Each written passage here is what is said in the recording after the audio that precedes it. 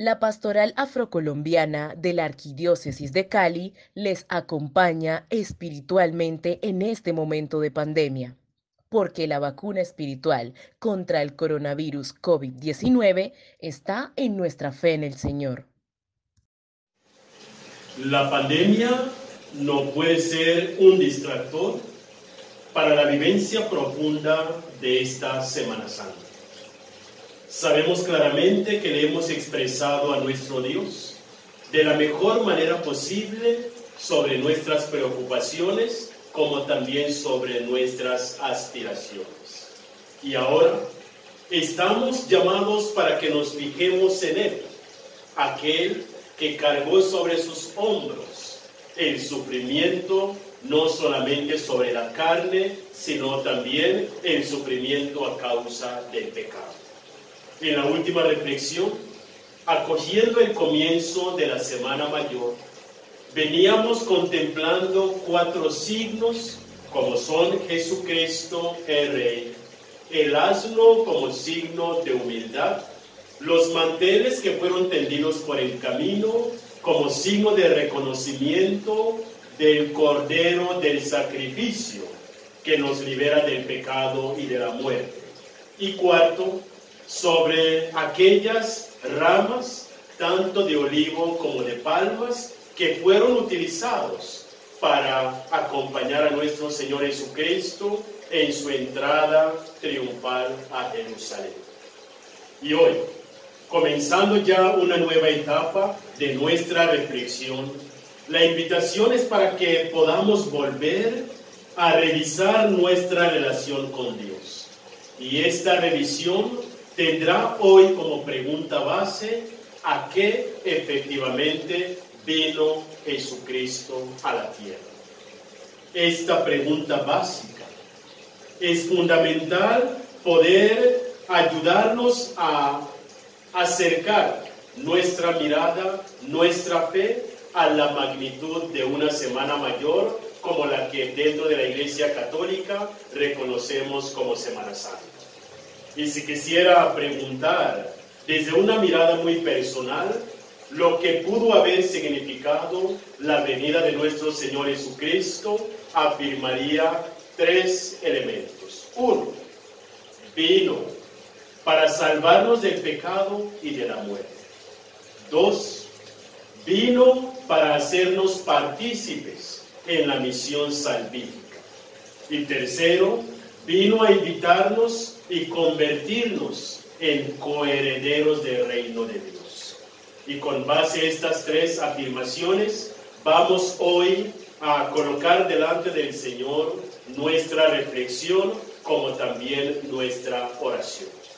Primero, Jesucristo vino para salvarnos. ¿Salvarnos de qué? Del pecado y de la muerte. Vino a buscar a aquellos que se habían perdido, y aquellos somos todos nosotros, en cuanto desde el primer hombre, desde Adán, por la desobediencia nos apartamos de la gracia de Dios.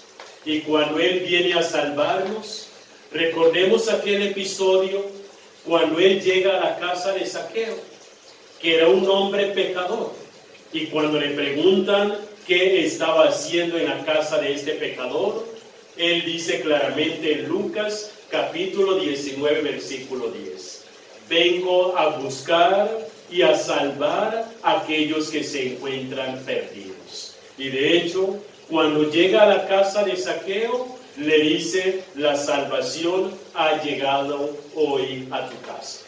Segundo, se cumple en carne propia ese deseo, porque no solo viene a salvarnos como aquel que nada tiene que ver con nuestra condición humana. La enseñanza de la Iglesia es que Él se convirtió en hombre verdadero y al mismo tiempo en Dios verdadero. Y por ello leemos en Lucas capítulo 9, versículo 51, que cuando se dio cuenta que se acercaba el tiempo para culminar su proceso aquí en la tierra y efectivamente volver a la casa o en comunión con Dios Padre, Dice la palabra del Señor, Él voluntariamente emprendió el camino hacia Jerusalén. La entrada triunfante de nuestro Señor Jesucristo a Jerusalén es una entrega. Recordemos que a Él no lo mataron, sino que Él se entregó. Y esta ofrenda es la que estaremos viviendo en estos días de aquel que se entrega por amor, de aquel que se entrega para que tú y yo tengamos vida. Pero al mismo tiempo nos hace una advertencia, que aunque vino por todos, Él pide de nosotros mucha humildad, a que reconozcamos que necesitamos de Él. Y Él dice claramente en Lucas capítulo 5 versículo 32, no vine para los sanos, he venido para los enfermos. No he venido solo para otorgarles la salvación, sino que pido de parte de ustedes que me abran las puertas, para que yo, que soy el médico de las almas, pueda realmente traerles la salvación. Y para ello Jesucristo utiliza una pedagogía muy sencilla para quienes efectivamente quieren acoger la propuesta de la salvación. Y de esta pedagogía la vamos a resumir en 5 elementos, de acuerdo con aquello que Él mismo dijo de sí. Recordemos que estamos hablando de la pregunta por el motivo por el cual vino Jesucristo al mundo. En su pedagogía, Él nos dice lo primero: yo soy la puerta. Si alguno entra por mí, será salvo. Y entrará y saldrá y hallará paso. Yo soy la puerta, Juan 10, versículo 9. Segundo, yo soy el camino, la verdad y la vida. Y nadie viene al Padre sino por mí. Juan capítulo 14, versículo 6. Tercero, yo soy el pan de la vida. Y el que viene a mí no tendrá hambre. Y el que cree en mí nunca tendrá sed. Juan capítulo 6, versículo 35. Cuarto, yo soy la vid. Ustedes los sarmientos. El que permanece en mí y yo en él, ese da fruto, porque separados de mí nada pueden hacer, nos dice Juan capítulo 15, versículo 5. Y por último, yo soy la resurrección y la vida. El que cree en mí, aunque muera, vivirá. Nos dice en el Evangelio según San Juan, capítulo 11, versículo 25. Acojamos con humildad esta invitación de nuestro Señor Jesucristo, quien a través de esta reflexión, Él nos está diciendo: he venido al mundo para salvar a cada uno de nosotros del pecado y de la muerte. Dejémonos encontrar por Él. Y para ello vamos a elevar nuestra plegaria a Dios ante la devoción a Jesucristo de la Divina Misericordia, para que Él sea quien venga a salvarnos y que nos enseñe a acercarnos cada vez más a esta misión tan grande a la cual Él mismo nos invita. Elevemos nuestra plegaria a Dios. Postrado ante tus pies humildemente, vengo a pedirte, dulce Jesús mío, poderte repetir constantemente: Jesús misericordioso, en ti confío. Si la confianza es la prueba de ternura, esta prueba de amor darte yo ansío, aun cuando estés sumido en amargura, Jesús misericordioso, en ti confío. En las horas más tristes de mi vida, cuando todos me dejen, oh Dios mío, y el alma esté por penas combatidas, Jesús misericordioso, en ti confío. Aunque sienta venir la desconfianza, y aunque todos me miren con desvío, no será confundida mi esperanza. Jesús misericordioso, en ti confío. Si contraje contigo santa alianza y te di todo mi amor y mi albedrío, ¿cómo ha de ser frustrada mi esperanza? Jesús misericordioso, en ti confío. Y siento una confianza de tal suerte, que sin temor a nada en sus míos, espero repetir hasta la muerte, Jesús misericordioso, en ti confío. Después de habernos encomendado a Jesucristo de la divina misericordia, entremos a la segunda claridad sobre el motivo por el cual Él vino al mundo. Mateo 16:24 nos dice: el que quiera venir en pos de mí, niéguese a sí mismo, tome su cruz y siga. Y de esta manera, la segunda invitación que Él nos hace, o para entender su misión en esta tierra, es que nos hace partícipes de la misión salvífica. Decía uno de los padres de la iglesia, que Dios nos amó y no hizo falta que nosotros lo amáramos para que su amor fuera pleno hacia nosotros. Pero para salvarnos, Él necesita de nosotros. Y por ende la invitación a que nosotros también vayamos asumiendo nuestra propia cruz. Y asumiendo la cruz no significa que seamos los mejores, sino que nos convertimos en aprendices. Y coger la cruz implica también crecer en la humildad. Lucas capítulo 6, los versículos de 36 a 38, dicen lo siguiente: que aunque hayamos asumido nuestra cruz, no supongamos que los otros están condenados, porque dice la palabra del Señor: sed compasivos como vuestro Padre es compasivo. No juzguéis y no seréis juzgados. No condenéis y no seréis condenados. Perdonad y seréis perdonados. Dad y se os dará, porque con la medida que midáis, se os medirá. Y allí encontramos una fusión muy interesante. Si Él vino para salvarnos, para reconciliarnos con Dios, para que se cumpla esta intención de nuestro Señor Jesucristo, es indispensable que nosotros también seamos compasivos, seamos misericordiosos los unos con los otros. Y la mejor manera de entender esta invitación, debemos acudir a Juan 15, capítulo 15, 16, versículo 16. Cuando Él dice: vosotros no me habéis elegido a mí, sino que yo os he elegido a vosotros y os designé para que vayáis y deis fruto y que vuestro fruto permanezca. Para aprender a ser compasivos, para aprender a crecer en la humildad, debemos reconocer que Él nos ha elegido para esta tarea. Y si Él nos ha elegido, es para que todo en cuanto hagamos en este mundo, siempre lo tengamos a Él como el referente, porque apenas somos partícipes de la misión del Señor.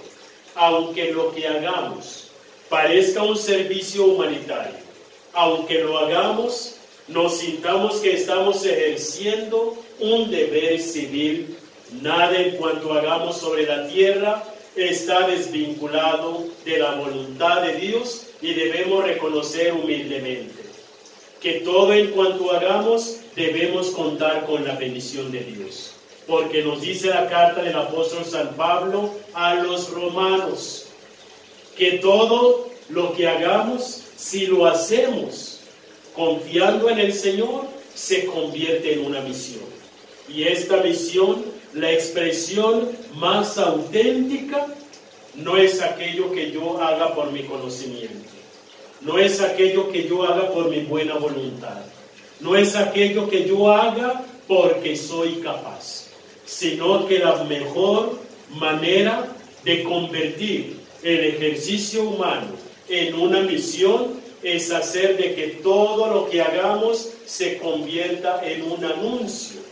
Y este anuncio es lo que llamamos querigma. Y este querigma se da a conocer en la medida en que lo hacemos reflejar la presencia de Dios en nuestras vidas. Y allí deja de ser un servicio, se convierte en una vocación. Recordemos aquella motivación que le decía San Pablo a la comunidad de Roma.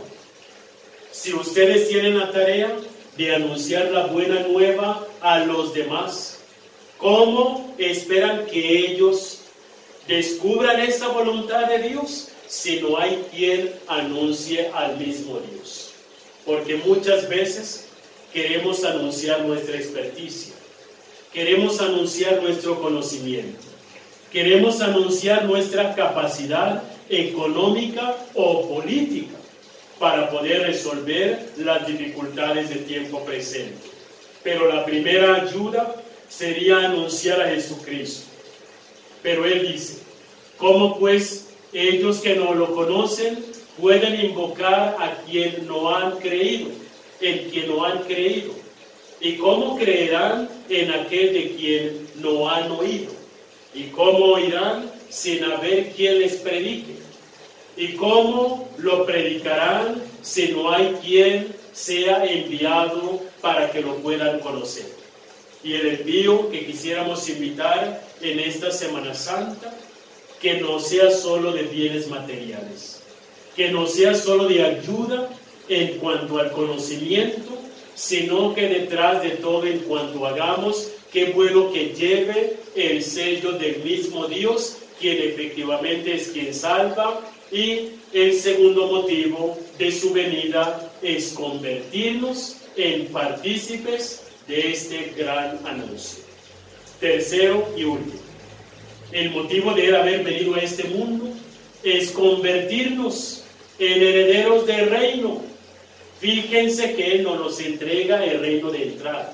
Él nos invita a la conversión, nos convierte en partícipes para la salvación, y luego nos dice en Marcos capítulo 4, los versículos del 30 a 34, que el reino de Dios solo se puede comparar con un granito de mostaza, que la ganancia última tiene que pasar por lo más humilde. Y luego nos dice que si nosotros somos hijos, también somos herederos, lo afirma el mismo apóstol San Pablo a los romanos. Y él dice, somos herederos de la gracia de Dios y coherederos con Él. Un hermano que llega entre nosotros y juntos nos convertimos en coherederos. Y por último, nos dice que este reino de Dios parece un tesoro escondido en un campo. Tenemos que esforzarnos para encontrar este tesoro, porque quien lo encuentre es capaz de vender todo lo que tenga con tal de que pueda ganarse el reino de Dios. Queridos hermanos y hermanas, Jesucristo vino a salvarnos del pecado y de la muerte. Vino para hacernos partícipes de esta misión salvífica. Y tercero, vino para que nos convierta o para invitarnos a que seamos coherederos del reino de Dios. Humildemente, elevemos nuestra plegaria a Él para que nos bendiga y que nos proteja. Señor Dios Rey omnipotente, en tus manos están puestas todas las cosas. Si quieres salvar a tu pueblo, nadie puede resistir a tu voluntad. Tú hiciste el cielo y la tierra y todo cuanto en ellos se contiene. Tú eres el dueño de todas las cosas. ¿Quién podrá resistir a tu majestad? Señor Dios de nuestros padres, ten misericordia de tu pueblo, porque los enemigos del alma quieren perdernos y las dificultades que se nos presentan son muy grandes. Tú nos has dicho, pedid y se os dará. El que pide recibe. Todo lo que pidáis al Padre en mi nombre, os lo concederá, pero pedid con fe. Escucha pues nuestras oraciones, perdona nuestras culpas, aleja de nosotros los castigos que merecemos y haz que nuestro llanto se convierta en alegría, para que viviendo alabemos tu santo nombre y continuemos alabándolo eternamente en el cielo. Amén. Que la bendición de Dios Todopoderoso, Padre, Hijo y Espíritu Santo, descienda sobre cada uno de ustedes y permanezca para siempre. Amén. Pastor, alabos, invita hoy con alegría y con mucho amor.